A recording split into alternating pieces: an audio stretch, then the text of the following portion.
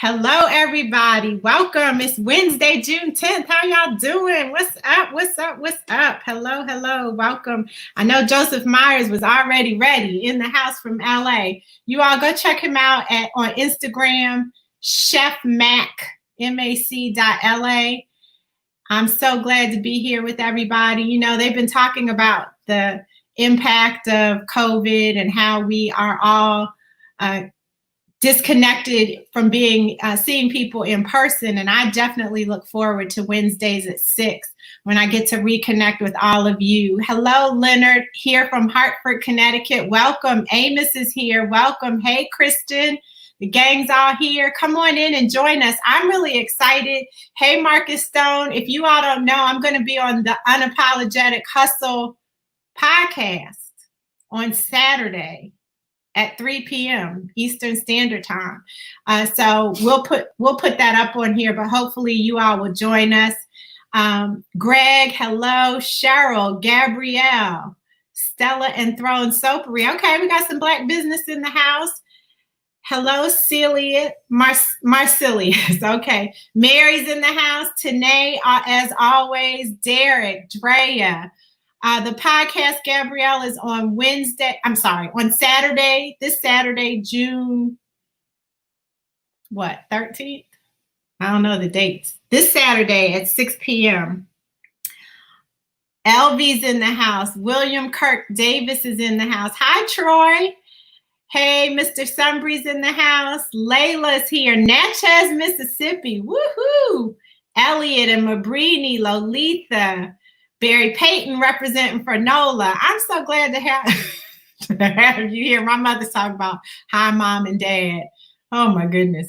So I'm Gina Page, president and co-founder of AfricanAncestry.com. We are in the business of being Black. Don't get it twisted. We don't have to send out any emails talking about our poor record with hiring or talking about having a Eurocentric product or any of that craziness that our colleagues in the industry are having to do. No, we have been all Black since day one, 17 years ago. We are in the business of being Black. That means that we are on a mission to transform the way we view ourselves as Black people and the way we view Africa. And we do that by using your DNA to reconnect you to the motherland, down not just some regions, not all these percentages, but the present day country and ethnic group or tribe that you share ancestry with. That's what we do.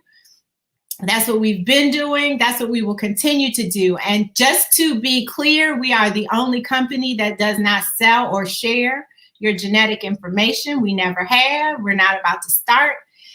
We are Black people. And we value and respect our customers who are, for the most part, Black people. And so let's just get that out the way. I'm very happy to be with you today because we are celebrating Black Music Month. And, you know, I don't know, what's the first thing you think about when you think of Africa and music? What comes to mind when you think of Africa and music? Lisa, Charles, Tony, Terrence. All right, Terrence is representing for the T-Car and the Bisa. You got a cousin on here, Madame Tanae is representing for Burkina Faso. Let's see. I want to know what drums. Yes, drums. Exactly. Gabrielle, why don't you DM us? DM us, Gabrielle, to do that. I think of the drums too, all these drums. I think of the drums. That's who we are. And you know, you all have heard me say a million times, I'm from Washington, D.C., home of the Million Man March, home of the late godfather of go-go, Chuck Brown. I am all about the drums and the rhythms that our people create. And so I am overjoyed that we have not one, but two. I'm calling them master drummers. They're master drummers to me, joining us today to talk about the Djembe drum. Yes, rhythms, exactly. Lots of energy. Yes. Dance, all of that. That's all here. And we have two of the best that our community has to offer joining us today from Farafina Khan, which is a dance and drum company here in Washington, D.C. And in spirit of full disclosure, you all know Kweku Sumbry, who is part of the African Ancestry family. He has the Talk Africa lives in the AAOC on Mondays. He is he's the director of partnerships. He's our partner with the African Ancestry family reunions. We have some of his family joining us. So I'm going to bring in Kweku Sumbry and Mahiri Edwards, who, there they are. What's up, y'all? Hey. So that's Kweku in the Bob Marley t-shirt and Mahiri, Uncle Mahiri in the blue t-shirt. I'm so happy to have you all here for the first time. Welcome to the African Ancestry Facebook Live. Well, thank you so much. We're happy to be here. Thank you. Yes, yes. So we're getting double the pleasure, you all. We were laughing earlier. This is our double McGum moment. We're getting double the pleasure. We were focusing on Kweku. You still are. And we still are. Yes. But we are fortunate to have his uncle Mahiri join us as well. And we'll get into that. But first, let me tell you something about Kweku Sumbry. I'm very proud of him from afar. He's born and raised here in D.C. He's been playing the djembe, from what I understand from his father, probably even before he came out the womb. I think you just been drumming your whole entire life. Is that correct? I'm guessing so too. I think I'm in the same boat with you. I'm not sure. Sure. Yeah, we can say we have all the stories. Yeah. Okay. You've learned, you were trained by your uncle Mahiri. He attended Duke Ellington School of the Performing Arts, or School of the Performing Arts here in Washington, D.C., a very prestigious performing arts high school, home to many of the artists that we know and love in our communities today. You studied jazz percussion there, correct? Yes. Well, I studied percussion in general. There isn't really, they don't allow you to just study jazz percussion when you go to Duke Ellington. So you're trained, you have to be classically trained. So like I had to play timpani, marimba, xylophone, auxiliary percussion, snare drum, bass drum. And then the drum set, specifically jazz drums, I took a liking to when I first got there. And I'm proud to say that I was brought up under the tutelage of Davey Yarbrough, who was he was the head of the jazz department there for a while. I think he just retired about a year or two ago. So yes, I studied jazz drums there, but mainly all percussion. Okay, all percussion. Yes. Then I cannot let this go because your father brags about this all the time. All the time, we gotta brag.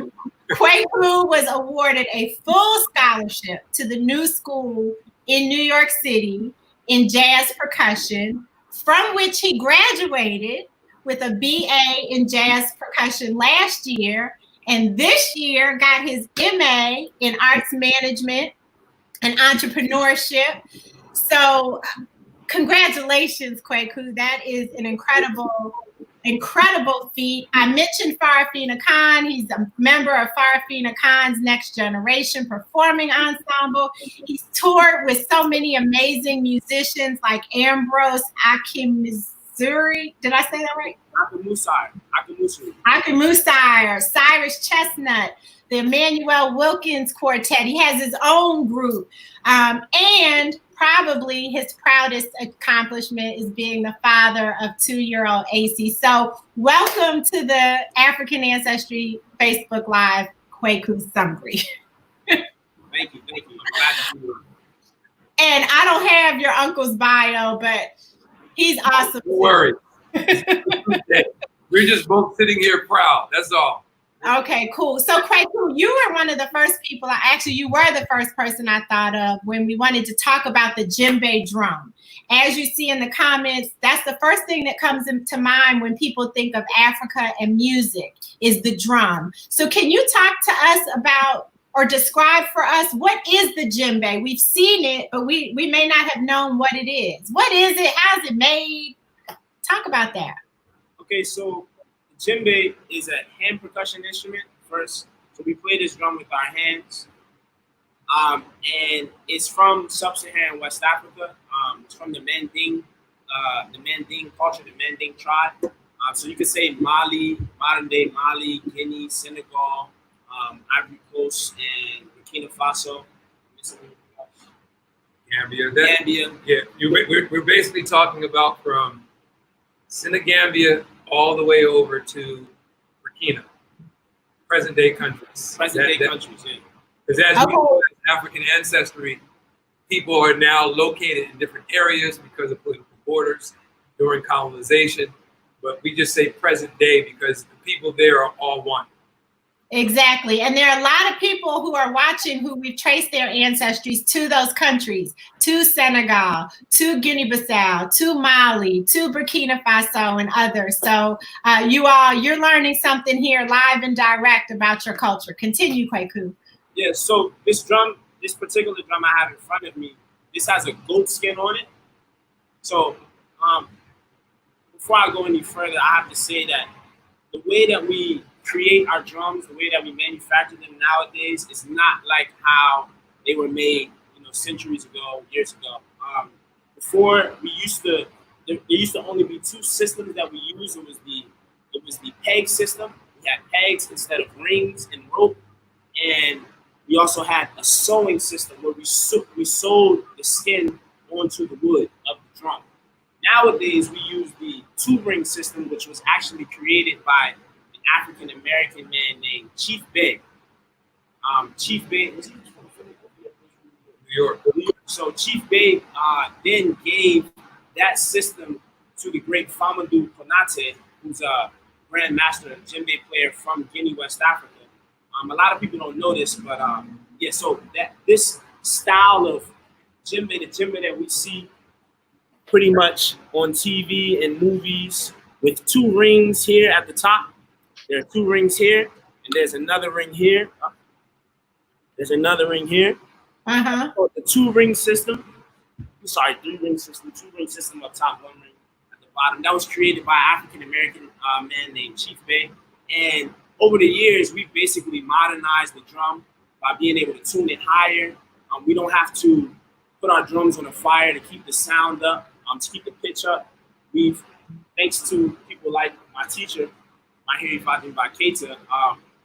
my brother and I, my fellow students, colleagues, we've been able to basically push the envelope further in terms of the technology of the djembe.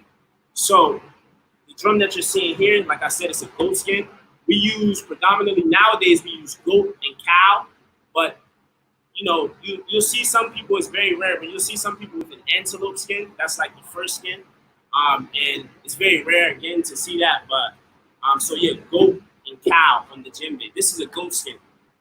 Okay. So does it sound different if you use cow versus goat skin? Yeah. Yes. It's I wouldn't say it's a slight difference, but a goat is a more thinner, I guess, perpendicular sound, where sometimes a cow can be a little more rounder and a little more I don't want to use colors, but yeah, just a little more rounder. So the goat skin, I'll give you a demonstration. Okay.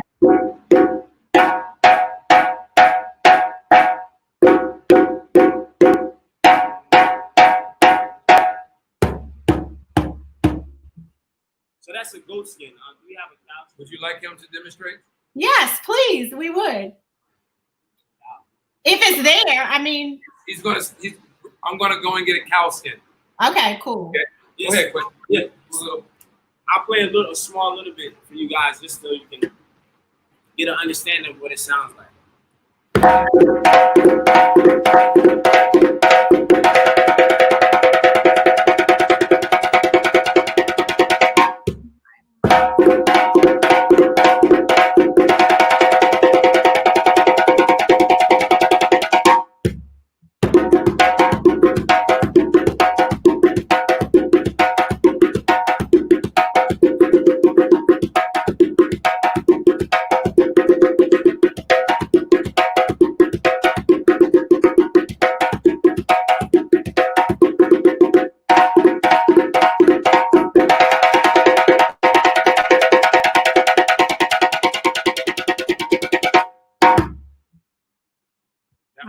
shucks.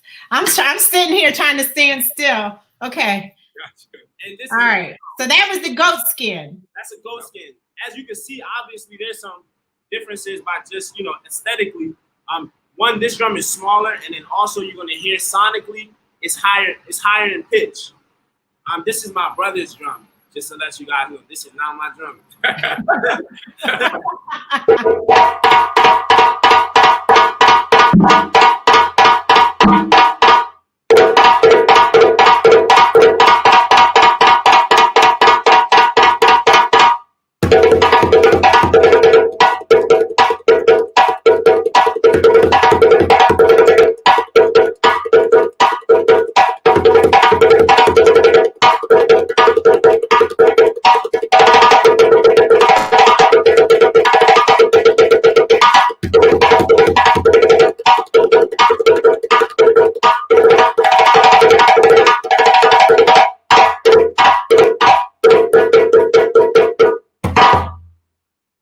Wow.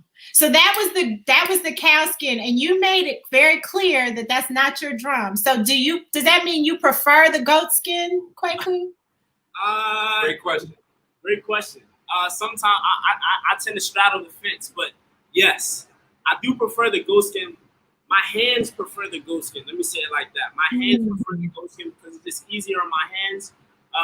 Like I said, the goat is a little thinner. The consistency is a little bit thinner, so it's a little bit easier on your hands. Some goat skins. And I prefer to play a calf instead of an adult cow skin because the calf is a little bit softer. Yeah, my hands are not as rough as some people, but I can play all skins.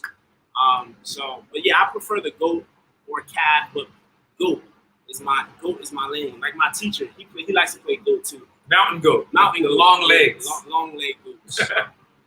So if you all are just joining us, I'm Gina Page, president and co-founder of AfricanAncestry.com, but that's not about me. We're here with Kweku Sumbry and Mahiri. So it's not Edwards, it's Keita.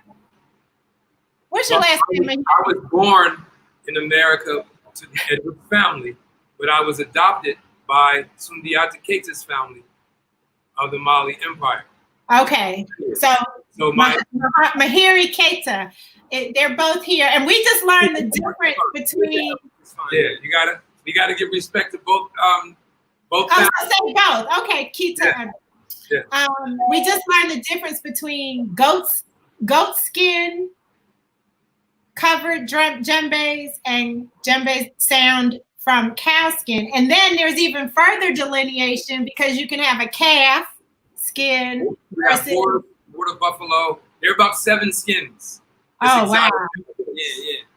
Wow. So tell me this. I was in Cameroon and we had a lecture from a historian who called the drum, the African drum, the internet of history. So historically, the drum was used to communicate in villages, across villages, but also here in the United States or in the Americas during the period of slavery.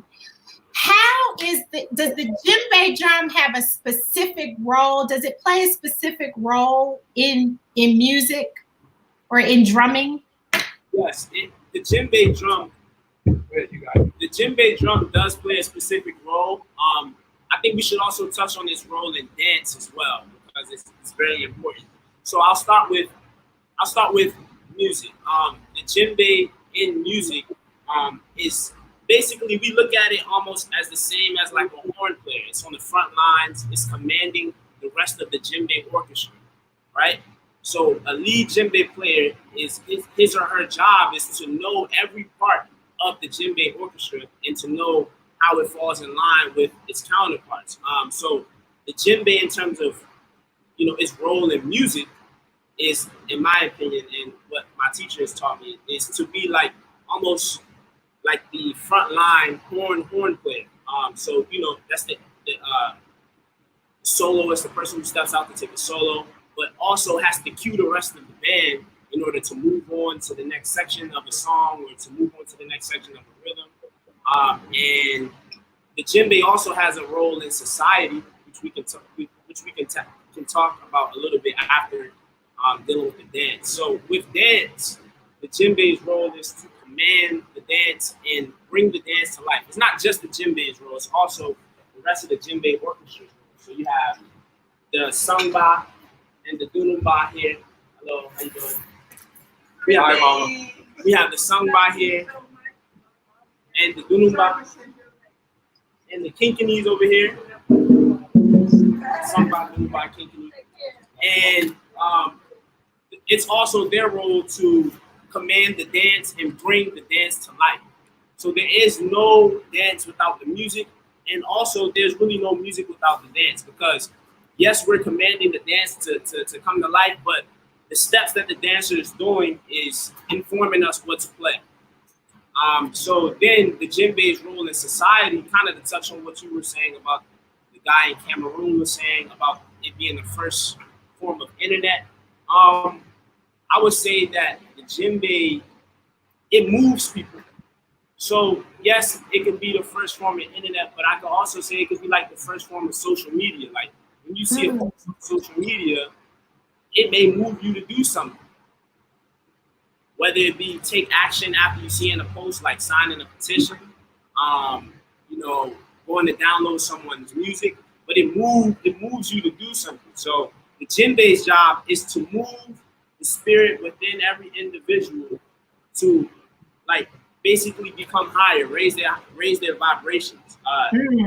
Not negative, up, not down, up. So the djembe is supposed to be used to raise the energy and bring people together. If you really want to be just like simple, djembe means bring people together. Bring all together. Would you like us to play a rhythm that they play, bringing people together? Yes, please. Thank you. That's a part of our Fata Khan institution here, a part of my ethnomusicology. Not only do we go to Africa and have fun, but we also go and document how to play these instruments and what is it used for. So I like to bring that same spiritual energy back here. So we're going to play a rhythm that brings people together and welcome.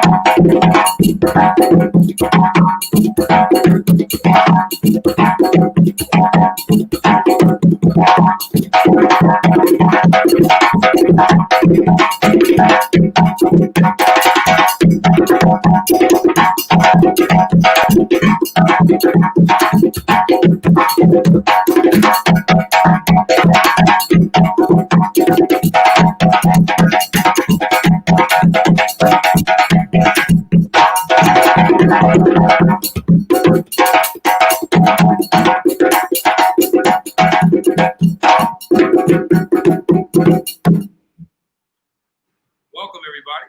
Wow. Yes, you are definitely bringing the energy. Everybody's putting dancing and music and all kinds of stuff in the comments. I love it. I love it. So it raises the vibration to bring people together. Let's talk. I know we were focused on the djembe, but let's talk about that other drum. So you said, Kweku, that the djembe is kind of like the front lines. Yeah. That's the one that gets things going. But what role does this other, what is this other drum and how is that used? His dad is going to love this. This is called the sangba. This is called the sangba. How do you spell that? How do you spell that? S-A-N-G-B-A-N. Sangba. Okay. The N goes away. Sangba. Okay. So the sangba is pretty much the heart of this music. It's the heart and the identity of this music. So most of the time with the rhythms you're hearing us play, you'll be able to identify what rhythm we're trying to play by what the sangba player is playing. So it's the heart of the music. It's like how in a traditional American family, or not just American, traditional family in general, the mother is the heart of the household. She is the engine of the house and keeps everything running. This is the mother of our family. Now that's important, Gina, because this right here follows what you're doing in your science. Yeah. Most of the world does patrilineal line, but African science follows the matrilineal line, which really, goes directly with what you're doing. And to take it one step further, when you take a matriclan test here with African Ancestry, and both of you have your know your maternal ancestries, by the way. But when you take a matriclan test, we look at mitochondrial DNA, and it's the mitochondria that we get from our mother that provides the energy for the cell. So the samba is the mtDNA of exactly what it is. You just did it. So someone had a question, Kweku. Someone wanted you to describe the carvings that we see on the drums. Are those just decorative? Are they meaningful? Which drums are they looking at? Well, the question came up when you were showing the djembe. Okay. Well, I think that it depends. These are all aesthetically based carvings, so yes, it's for show. Okay. But sometimes people get their names carved in their drums. People get maybe some of their ancestors' names carved in their drums. People get the name where they're from, the name of the town that they're from carved in their drums. So I think that yes, it's for aesthetics, but it's also, it could be about how you identify as a person, it's identity based. So I have a drum that has my name. My dad purchased me a drum that had my name carved in it. My brother has a drum that has his name carved in it. So that's not just like aesthetics for us. It's like this drum is a part of me, Mm. Okay. So okay, let's just go with the flow. What y'all got now? Okay, so you were asking about the rest of the members of the Djembe Orchestra. So yeah. We're about to bring those in. This is the Dunumba. This is the Dunumba. So first we have the Sangba, now we have the Dunumba. How do you spell that? Patrilineal line. Do you know how to spell Goomba?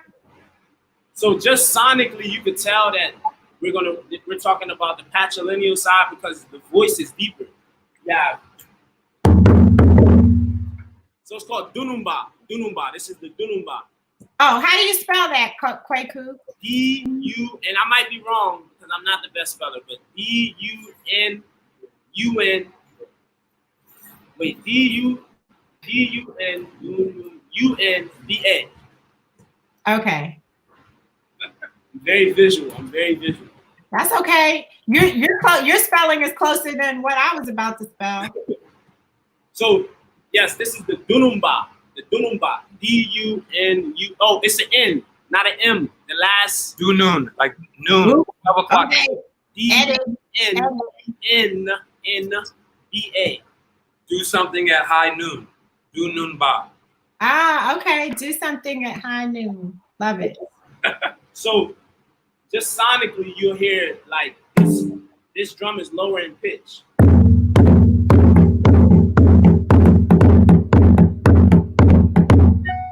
So you have the mother here, and then obviously this will be the patrilineal side. This is the father. Wow. So can we hear what it sounds like when the mother and the father play? the matrilineal drum and the patrilineal drum? You want us to stay with Jack? We'll stay with Jack Bay. Okay. Or Madang or Jack Ba. You ready?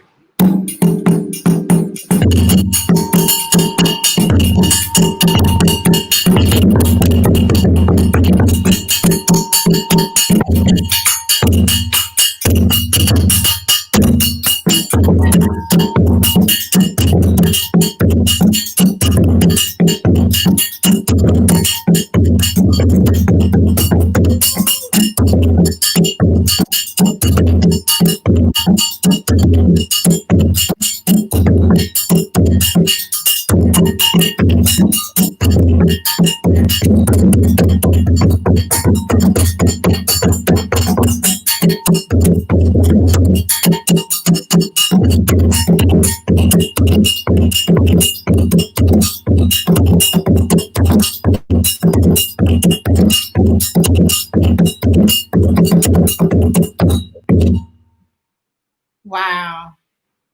Wow. This is amazing. This is absolutely amazing.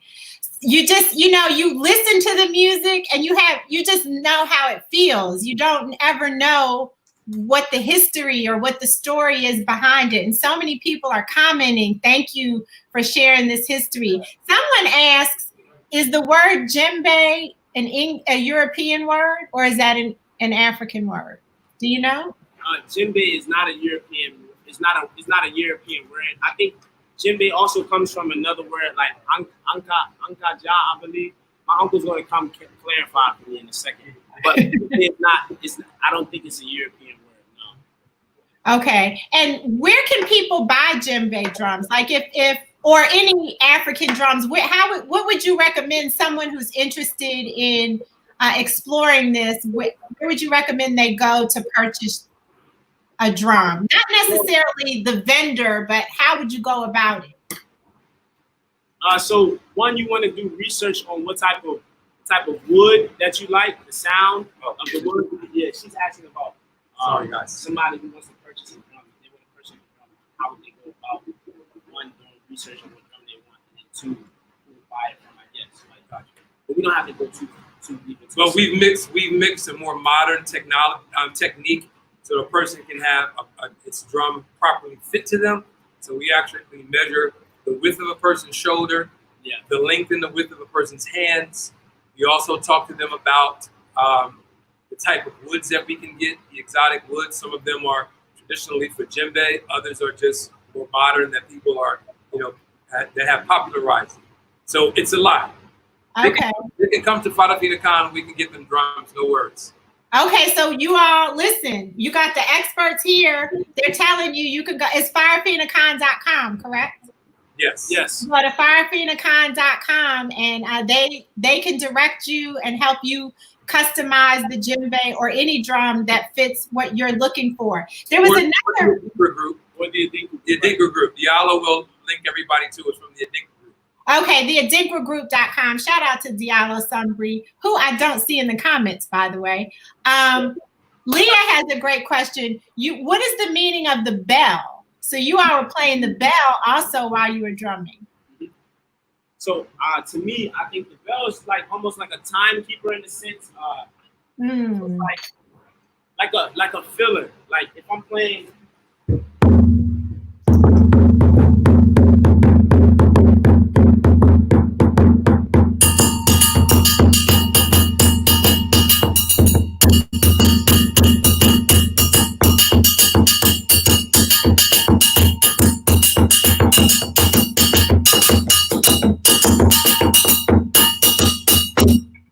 Up a little bit, but it's almost like a timekeeper for the dunum players, and then also you can kind of relate it to like a drum set player playing the cymbal, the time on the cymbal.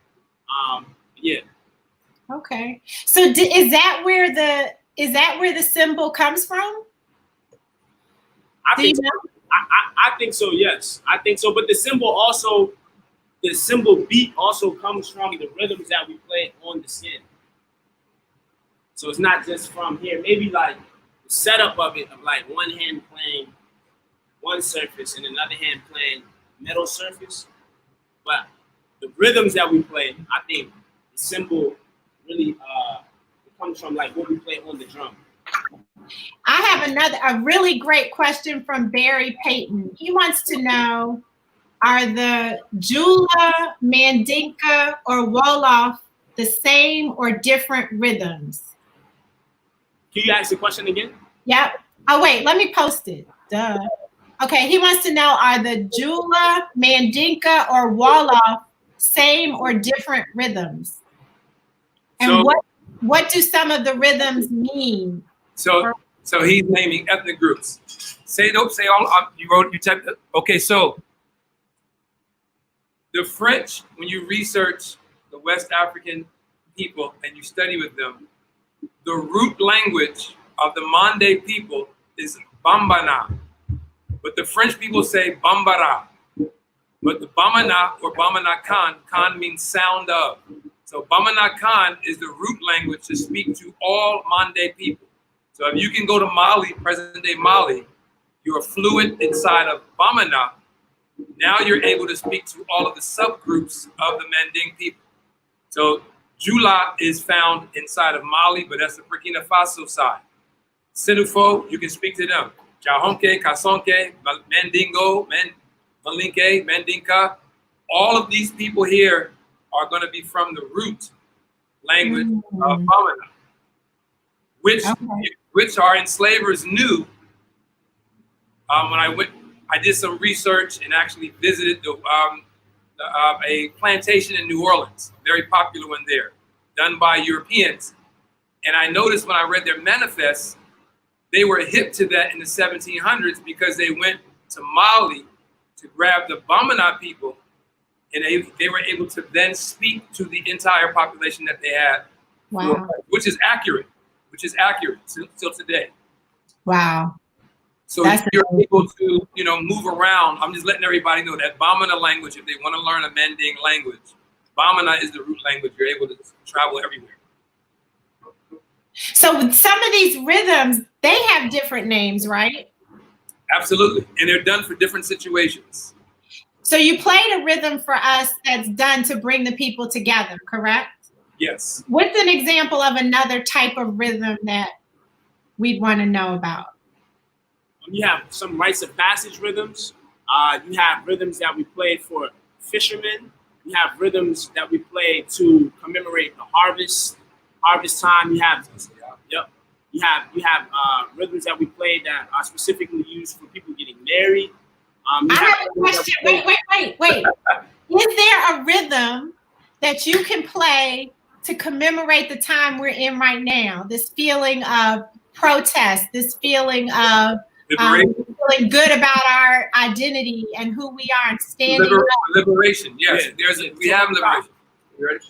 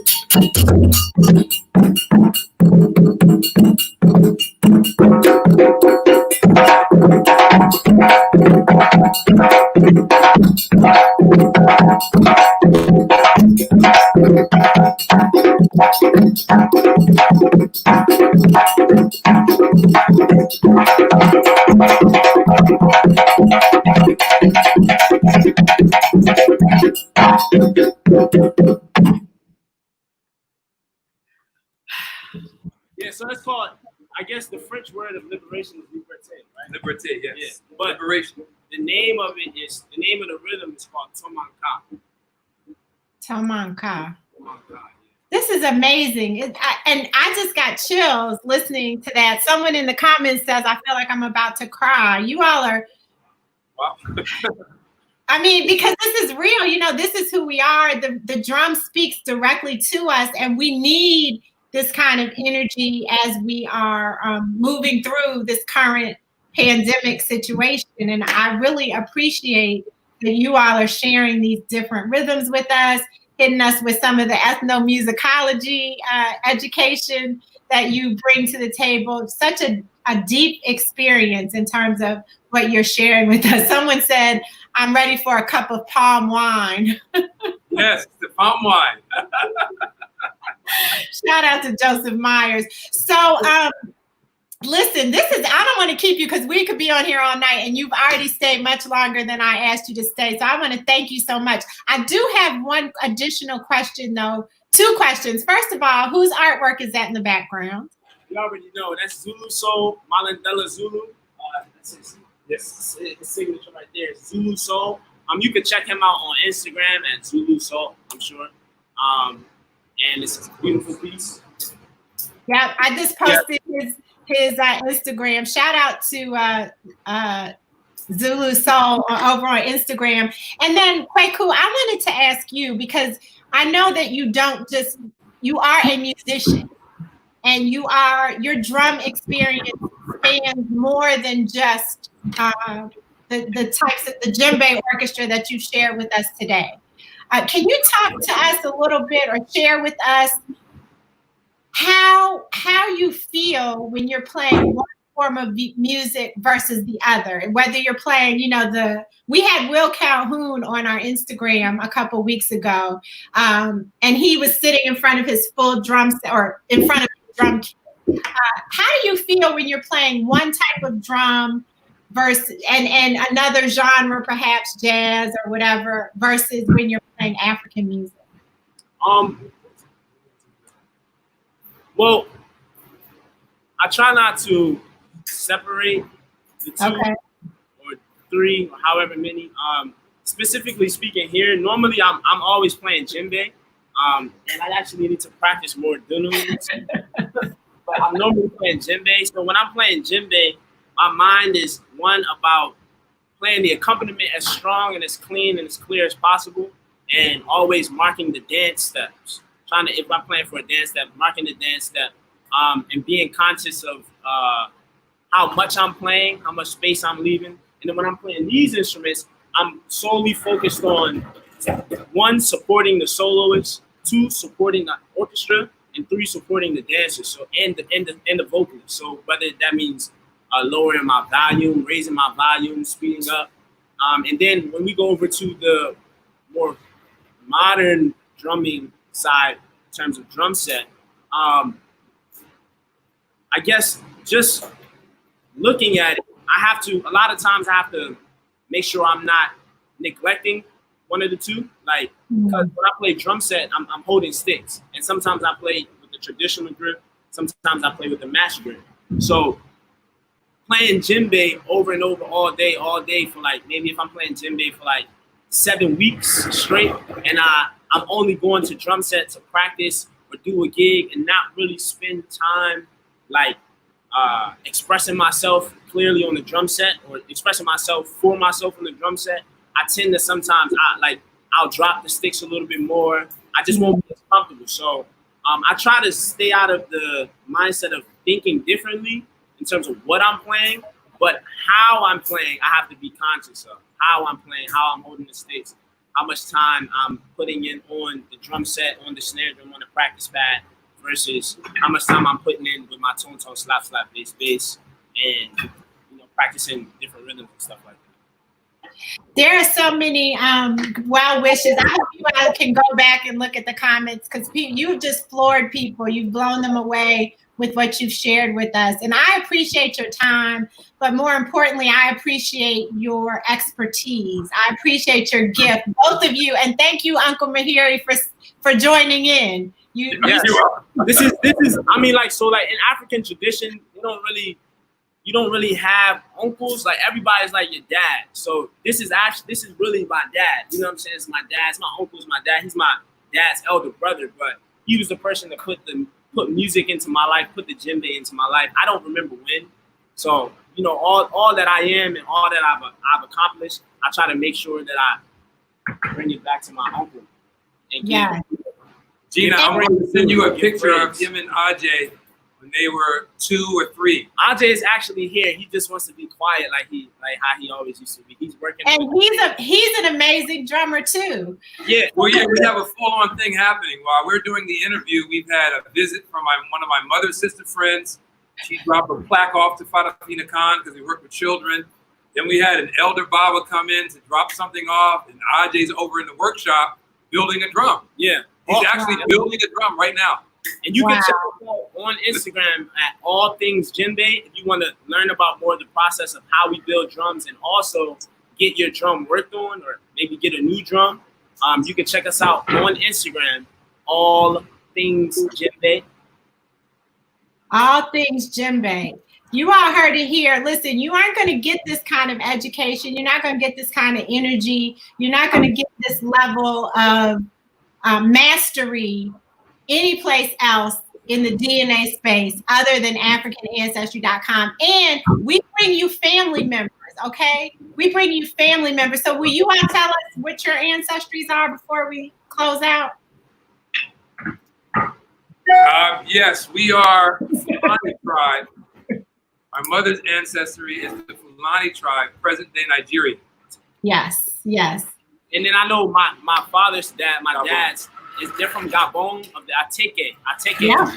Yeah. I had to put my thinking cap on for that one. And then on your mom's side, Kweku, you and on my mom's side, we're Akan. Yep. Which is crazy because I was born and raised Akan, but on my mom's side, we're Akan, straight from Ghana. Well, everybody, I want to thank you for joining us. I'm Gina Page, president and co-founder of AfricanAncestry.com. We have spent the past 45 minutes with two amazing artists, Mahiri Keita Edwards and Kweku Sumbry. You can find them at the adinkwagroup.com, farafinakan.com, all things Djembe over on Instagram if you want to learn about making drums, how they're made.